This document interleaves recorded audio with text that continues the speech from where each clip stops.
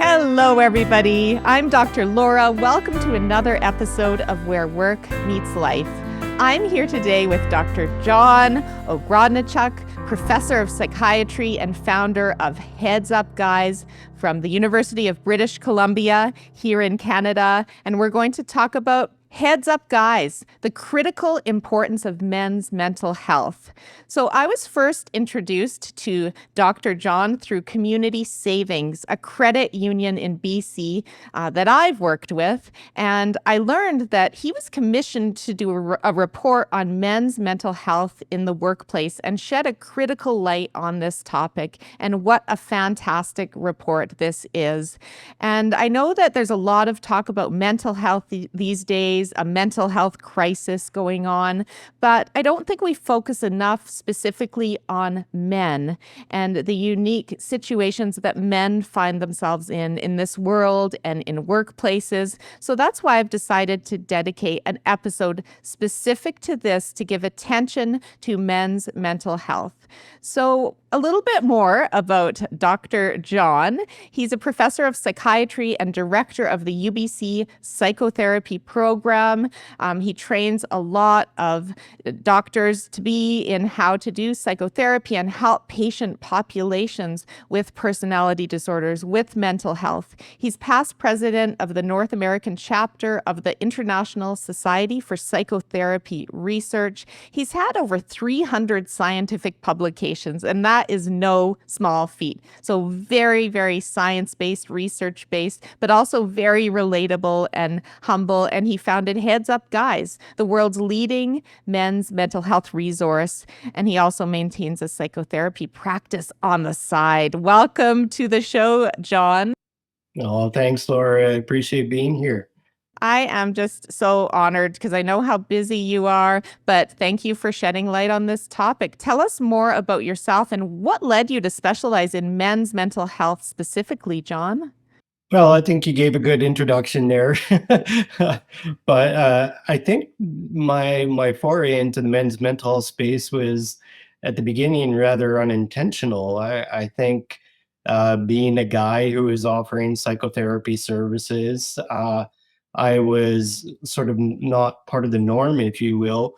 More and more women are entering the health professions and fewer men.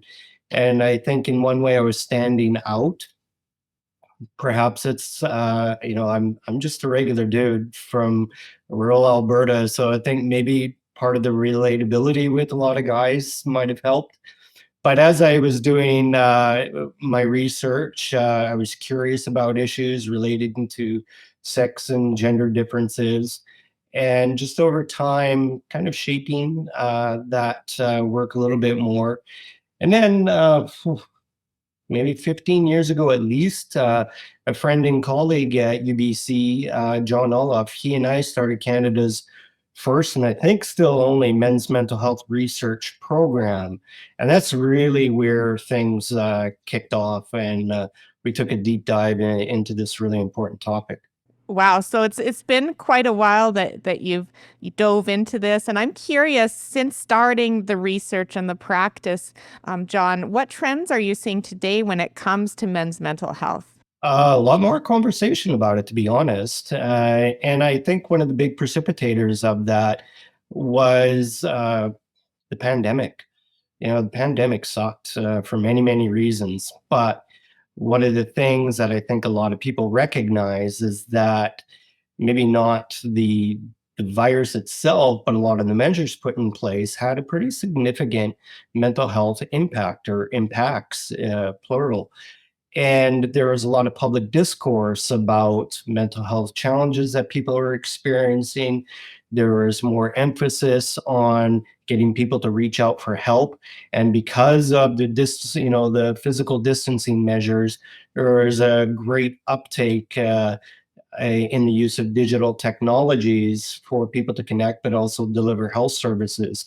And I think that really opened the door for a lot of guys to reach out for a hand. And I've never seen such acceleration in men reaching out for help, and other men, you know, talking more openly about their challenges and how they reached out for help, and in a way normalizing help seeking.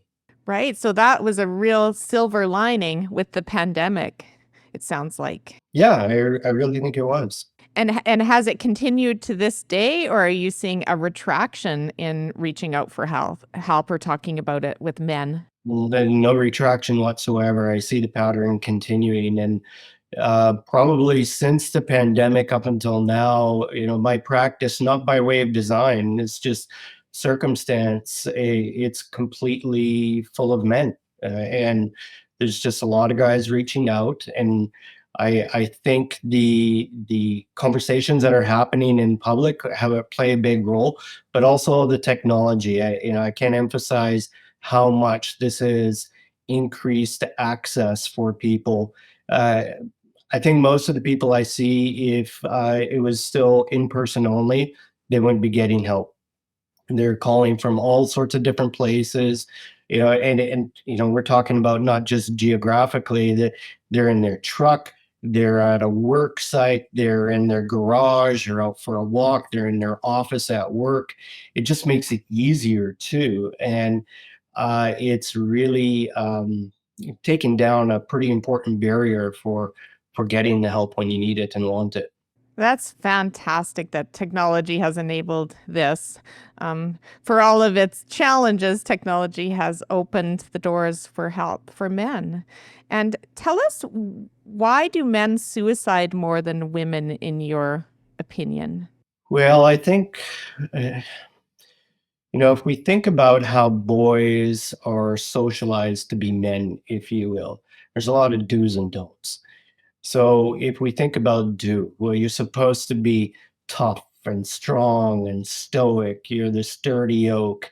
You're supposed to be self-reliant, figure shit out yourself, that kind of thing. What you don't do, you don't show any weakness or vulnerability. You don't ask for help. And so you can see how these can really be some pretty significant impediments, not only to acknowledge uh, difficulty to yourself, let alone others, but making that step to reach out and say, hey, I need some help. It just, it's like a violation of the masculine norms, if you will. And so it's like, if I feel like crap, then I got to sort myself out. And if I ask for help, and it's like, people aren't going to see me as a good, strong man. Guys are supposed to figure things out themselves. They're not supposed to feel like this in the first place. And so there's a lot of suffering in silence, truly. And that only leads to bad outcomes. Whatever problem somebody's experiencing, it gets worse. If they ever do get help, it requires more comprehensive treatments, it's more expensive. But sadly, a lot of guys just keep that in, they suffer, and it gets to a point where their pain is so intolerable, so overwhelming. They look at death as the only possible escape for that. And sadly, a lot of guys feel like they're so broken, if they will. They become such a burden on others that death is a way to release those people of that burden themselves.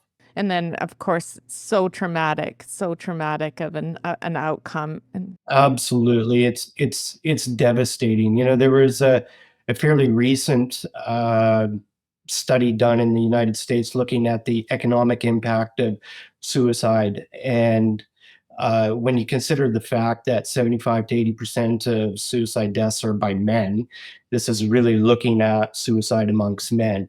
And over the 21st century, the financial implications on society have grown to be enormous, over $500 billion. But when you step back from that, and it's like that really pales in comparison to the absolute devastation that people feel when they lose a man in their life to suicide. You have to remember, every guy who dies by suicide is somebody's son, husband, brother, father, colleague, hockey coach, whatever. It impacts all of us. None of us are immune to the impact of male suicide.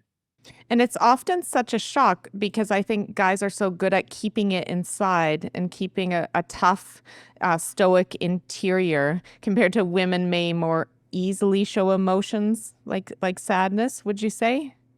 Absolutely. I can't tell you how many times I get families reaching out to me after somebody in their life, a man in their life, has died by suicide, and they say, "We had no idea. We had absolutely no idea." And it is the sad reality. A lot of guys are pretty good at hiding that pain. So, which begs the question, how do you recommend that people talk to the men in their lives, whether it's at home, in families, friends, or work, in order to get that out of them, to know if they are struggling and suffering deeply? I would say it starts with a broader conversation about mental health and getting help when you need it, not necessarily tailoring those messages directly to men saying, "Hey, you guys have a problem, you need to fix it," but just more broadly, all of us human beings are prone to suffering, and sometimes that suffering is pretty intense and we need help. Men and women alike, we will suffer the same, and we deserve the help that we need in the times that we need it. So if we have these broader conversations about the realities of life, and sometimes we need a hand, and no matter who you are, it's critically important to reach out for that hand when you need it. Absolutely. So that is a really good reminder to all of us to be having those conversations, checking in, never assume how someone's doing, and never assume based on the answer, I'm good. That's not enough. That's not enough of truly understanding how someone is doing. Yeah, usually, if I haven't seen somebody for a while and so, "Oh, how things been?" "Well, it's all good." And it's like, that to me is a warning signal. It's like, that's too much of a blanket statement, that's too dismissive, and it's like, "It's all good? How did you manage that?" What planet are you living on? I'd like to move there. It's Yeah, not this planet. yeah, This planet's beautiful, but man, it has some yeah. challenges. So let's talk about Heads Up Guys, which is a great name. It's so sticky and memorable, by the way. Why did you start it? And how and why? And what is it? So people are aware. Yeah, well, that goes back to the work that I was saying that John and I and many colleagues, not only in Canada but across many parts of the globe, that we were doing, and we were doing a ton of research around many facets of men's mental health and ill health, and over and over again, we're confronted with these very stark statistics around male suicide. Mentioned just a few moments ago that it's not only in Canada, but most parts of the globe, you're seeing men accounting for about 75% of suicide deaths every year. In Canada, suicide is actually the second leading cause of death for men under the age of 50. And we're not moving the dial on this, and we recognize this over and over and over. And while we're very proud of the research that we're doing, it's like, okay, we need to apply this so it starts helping people, but we didn't really know what that meant or looked like. We just knew that the services and resources that were available weren't doing their job. Because, as I said, the stats around suicide in men weren't changing. So we started to reflect on ourselves. Well, what could we do? It's like we put ourselves in the boots of somebody who's maybe struggling with those symptoms of depression, but not really knowing what they are. They know they're just feeling off. They don't feel well. So what do? We try to sort ourselves out. And it usually starts with going to the computer, going to Dr. Google, typing in some symptoms. What's going on? I certainly have done that, and I think most of us have done that in one way or another. So if you do that, and if feeling down, feeling bad about myself, want to die, all these things, what comes up? Absolutely nothing for men. Nothing. There was nothing out there for guys.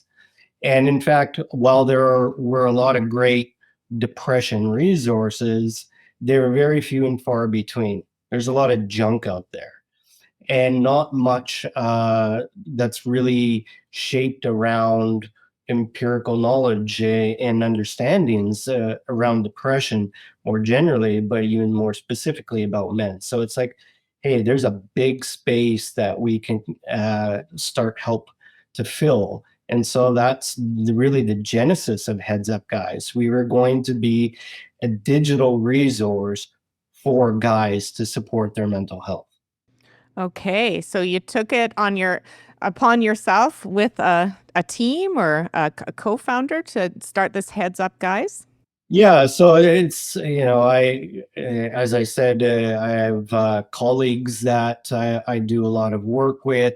So they're academic colleagues, clinical colleagues, but really, really importantly, we needed people on the team and at the beginning of all this to help us understand what it's like to be in that space when you are feeling really down, you're feeling crappy, you don't know what's going on, you need help. What does help look like?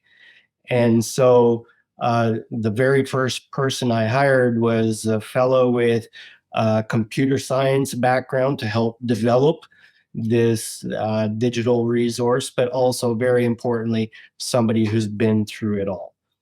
And so that's why we really needed a lot of people to help inform us. And it's like, I'm coming from a clinical and academic perspective, which is good, but it's not enough.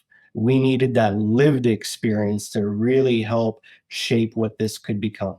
So, what type of um, guys visit Heads Up Guys? So, what would be your target demographic, age, location in the world? Just give us more on that. Who should visit?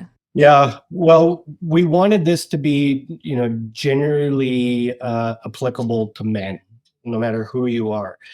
But at the same time, we knew that we needed to get guys early in life to change that trajectory. And so we tried to appeal a little bit to the younger age cohort. We were looking at, 18 to 35. And indeed, we get about 60% of the people coming to the site are in that age gap. But we get people that are 80 plus coming to the site as well. And from all over the world. Well, we didn't really know what to expect from this site. We've never done anything like this, and I'm the least technologically sophisticated person you'll come across, so I really didn't know what I was doing.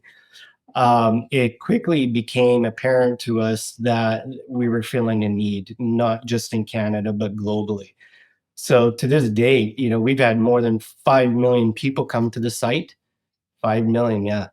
And we get 10,000 people plus each week accessing the site from all over the world. 10,000 plus each week. 10,000 each week. It's unbelievable. Wow. Congratulations. This is such an impact you're having 24/7. It is. And I think that's one of the important facets of this is that you can access this time anywhere, any place, anytime, as long as they have a computer and internet connection or a smartphone. Most of the people are accessing it by a mobile device. Um, but it's private. No one has to know. It's anonymous. We're not tracking personal details, and it's like this is just for you. You can use it whenever, however you want. So are there tools on it, like tools that I can get answers about myself and where I'm at, or videos, or tell us what's on it? Well, speaking of videos, we have videos and a lot of stories, like written stories. We have the world's largest collection of real guys sharing their stories of what it was like to be depressed, and very importantly, what helped them recover. And so that is a really important thing because when you're experiencing something like depression or anxiety, it's a really isolating experience. You feel so alone. You feel people don't get you, they don't understand you, and thus there's no one to help you. So when you know there's a lot of other guys out there that have been through the same thing, that's in a way very comforting, but it also, it normalizes reaching out for help. And in a way, it's a type of peer support. Guys helping other guys, not only sharing their stories, but what helped them. So that's an important feature of the site. We have a self-check suite. So different self-checks to get a better sense of what's going on with your mental health. And very importantly, there's a depression screening tool that's part of this suite. We've had over 500,000 men who have taken this, and about 75% are actually screening for probable depression. So in a way that's indicating to us we are hitting our target market, so to speak. I'm just really, yeah, amazed at all of this that's available for free for people. So, Yeah, really important. We did not want any financial barrier in place. This is truly a free public health resource. and you said that guys are sharing what worked for them in their healing from depression, anxiety. What are the top 3 things, if you were to look at the trends of what works for guys, would you say? Top 3 things. Number one, talk to somebody, reach out for help. Uh, Over and over and over, guys will say, you got to reach out for help. And I say that as a professional, but it's really important to hear from guys who have been through it. Reach out for a hand, talk to somebody. That's so important. Another thing, a theme that comes up quite often is nature, being in nature. That's a big thing. Perhaps related to that, physical activity comes up a lot.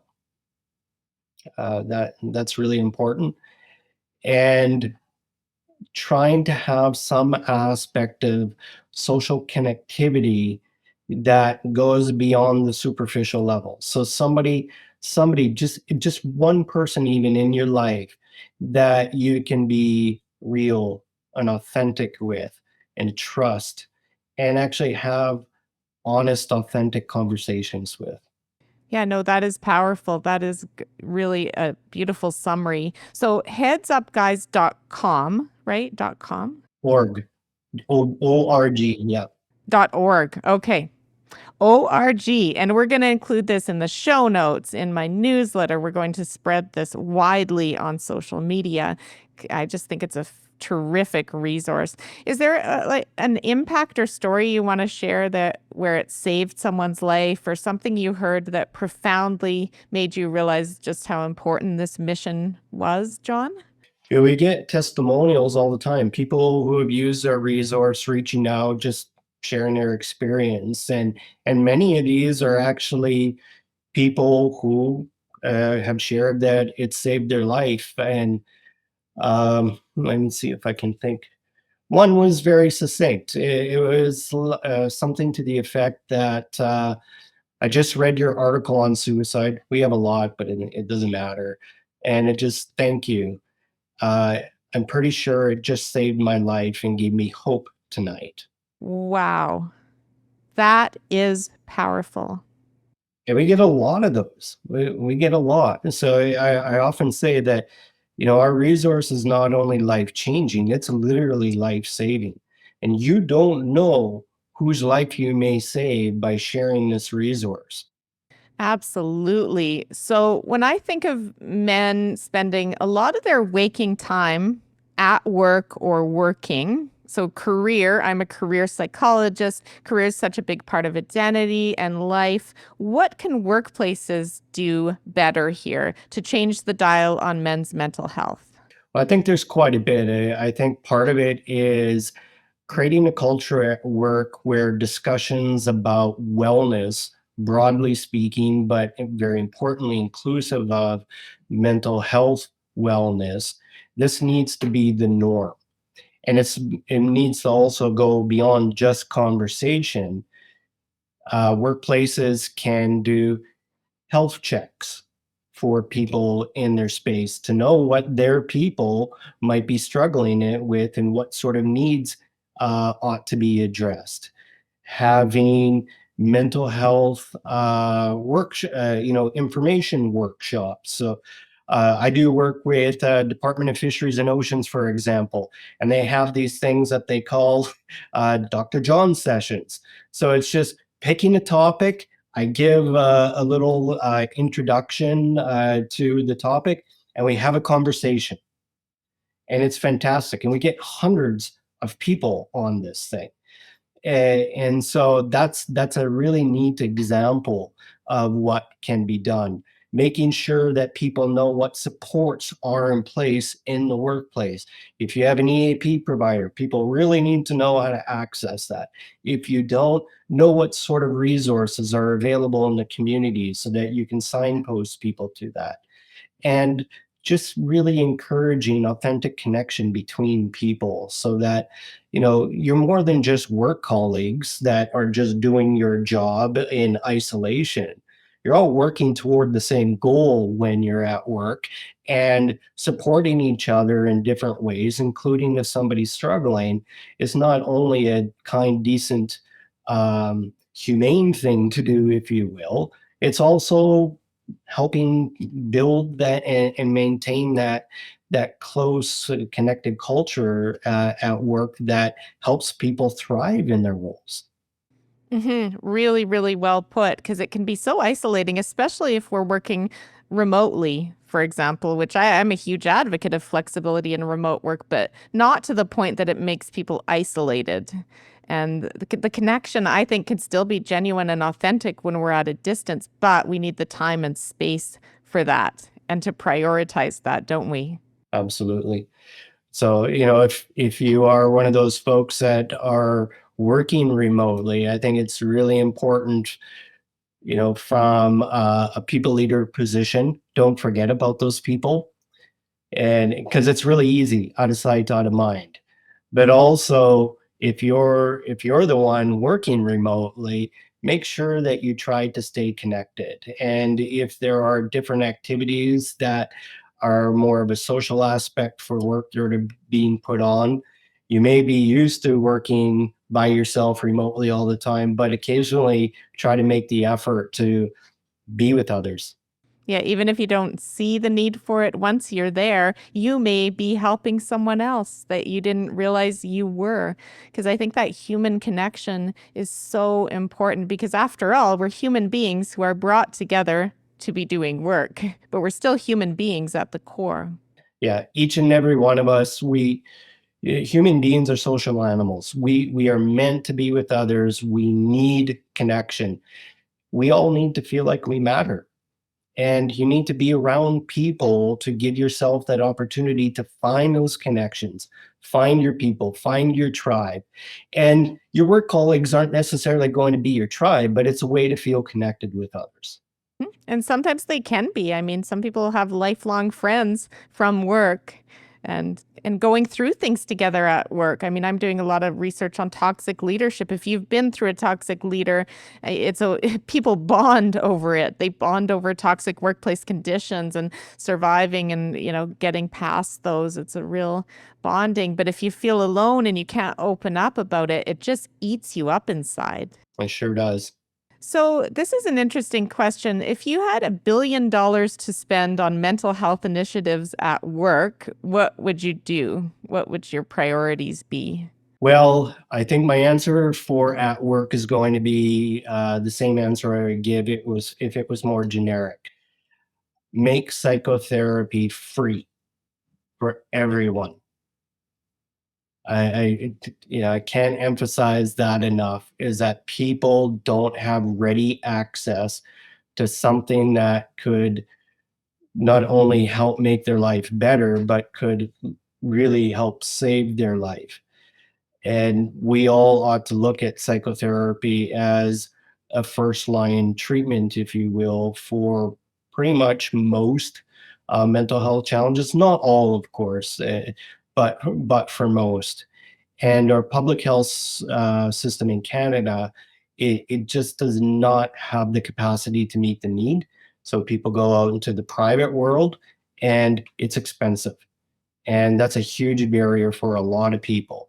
So whether it's the workplace or just beyond, having people or allowing people to have ready access, free access to something so important as that, it would be super critical.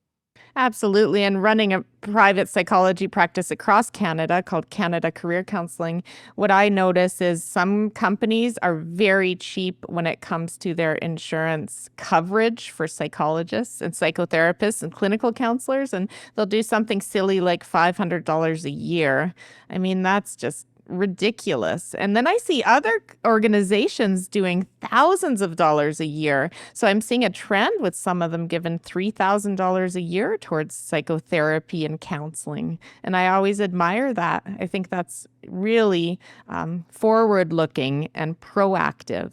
I really do think it's a public health service intervention that could have, some pretty significant compound effects, because when we're encumbered by mental health challenges, it affects every fabric of our being, not just what goes in our mind, but how we act, how we engage with people, how we're able to fulfill our different roles. It affects everything. And so if you gave people help for that, it also helps them in all those roles. And society generally just benefits from people being well and thriving. Yeah, how hurt people and healthy people help people and we help each other thrive and grow at work and in families.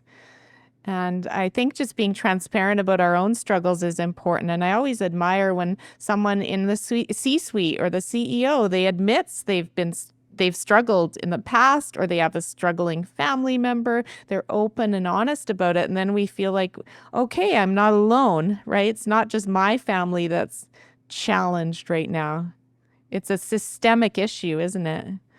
Yeah. And in fact, there's actually quite a bit of research talking about the many significant impacts of leaders being authentic, sharing, sharing their real struggles. It doesn't mean just blurting out and disclosing every intimate detail of life, but just being real. Their staff become more committed. There's better connections there. Culture is created in large part by what the leadership wants to happen in a workplace. And so if you have a leader that models what they talk about disclosing, about asking for help, about maintaining good balance in life between work and everything else. And so it's critically important, and it opens the conduit for important conversations. So if staff know that their leader understands what they're going through, they're much more likely to approach leadership and say, "Hey, I'm having a tough time. Yeah, could I talk to you about that?" And seeing what kind of supports could be in place, rather than just putting your head down, trying to push through it, which never ever works. Right. Really, really well put. So, given that you hear so much from your psychotherapy clients, you see so much with Heads Up Guys, how do you keep focus on your own mental health and your work life wellness, Dr. John? I do a lot of things I that I think help. One, I try to have pretty firm boundaries between my work and the rest of my life. Not rigid, because let's be honest, sometimes I have to do work outside of normal working hours, but I really try to maintain, my work life is work. And then I have many other things that are part of my life. And then I like to be active. I love playing hockey. I love being on my bike. I swim. I spend time with my wife. We love just going for walks, hikes, bike rides. We like to socialize. And so even if it's in the middle of the week, we try to get together with pizza. Unfortunately, or Friday is pizza night, by the way, but but it's just trying to connect with people, because especially in the winter, it is so easy to just retreat, and you develop sometimes not the best habit, especially now, with eggnog being available. It's like, it's like, oh, should I have a rum and eggnog right now? And it's like, maybe, but maybe not. So I do try to think about, practice what I preach, the physical activity part, the social connectivity, the maintenance of boundaries, having a good relationship with my family, my wife. My kids are adults, but we try to, I love them and I love having them part of my life, and so trying to be a part of their life without being intrusive. Yeah, well, I'm guessing your balance is pretty good there. And anything you read or listen to for your own growth or development? Is there a favorite book lately or podcast or anything to share? I have to admit, I read a lot at work, so I don't read a lot outside of work. But one thing I do read is The Economist. I love The Economist. In a way, I love their writing style, and I love how I get these little snapshots each week of what's going on around the world. Whether it's related to politics, finance, business. They always have a neat science and technology and culture section at the end. So I like reading The Economist. It's my one-stop shop for an information fill. Keeps you in the know, for better or worse, I'd say. Yeah. And my final question, if you could have one wish for a better world when it comes to men's mental health, what would it be? Well, beyond what I was saying about freely accessible psychotherapy, I would say for guys, if if you feel like you're not living your best life for whatever reason that may be, reach out. Absolutely reach out for a hand. There's not an expectation that you need to suffer alone. In fact, the expectation is you reach out for help, because even if you can't see see it for yourself, it may sometimes guys say, "Oh, well, it feels like it's kind of a selfish thing to just focus on me." I disagree with that 100%. But then if that's the case, if that's how you feel, do it for the good people in your life who want you around, who want the best version of yourself, whether it's you in a father role, in a partner role, as a work colleague, as a coach, as a friend. Do it for them. But honestly, your future self is the one who's going to thank you the most. So just, it sounds simple and it might sound repetitive, but it's so important to reach out. Thank you. Very well put. Dr. John, you've been amazing, impactful to the world of men's mental health, a prolific contributor to the research, but to the practice and the helping others around the world. So I'm just so honored to be sharing this information with you, with my audience, and with as many people as possible so that Heads Up Guys can get even more men helped. So thank you, Dr. John.